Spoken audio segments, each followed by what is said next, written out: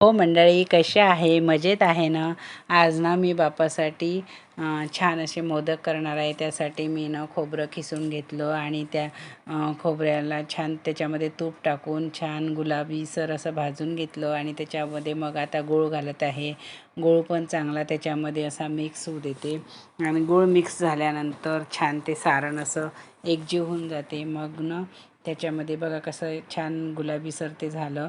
आता त्याच्यामध्ये थोडंसं दूध घालणार आहे. दुधामुळे ना ते मिश्रण छान असं नरम येतं आणि नरम झाल्यानंतर ते पुरणामध्ये ते पात्यामध्ये बरोबर भरता येते. आणि बघा आता किती छान ते सारण तयार झालं. मंडळी, मी याच्या आधी ना थोडंसं मैद्याचं पीठ मोहन टाकून भिजवून ठेवलं होतं 10 मिनटं आधी. आणि हे बघा आता हे काजूचे बारीक बारीक काप करणार आहे. बारीक बारीक तुकडे करून ते त्याच्यामध्ये घालणार आहे. हे बघा, हे बदामाचे तुकडे याला पण मी बारीक छान कापून घेणार आहे अडकित्यानी. आणि हे कापून झाल्यानंतर त्याच्यामध्ये थोडीशी विलायची घेणार आहे, ती पण अशी बारीक करून त्याच्यामध्ये टाकणार आहे. हे बघा सगळं त्याच्यामध्ये मिक्स करून छान अजून पुन्हा एकदा त्याला कालून घेणार. आणि हे बघा किती मस्त त्याचं सारण तयार झालं.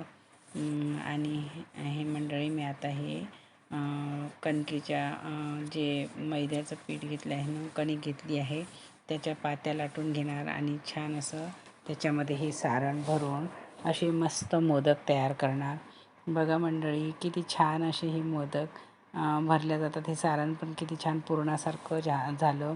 ते आता मी याच्यामध्ये मोदक तयार केलेत आणि आता आम्ही बाप्पाची आरती करत आहे. आरती झाल्यानंतर बाप्पाला मोदकाचा प्रसाद नैवेद्य दाखवणार आहे.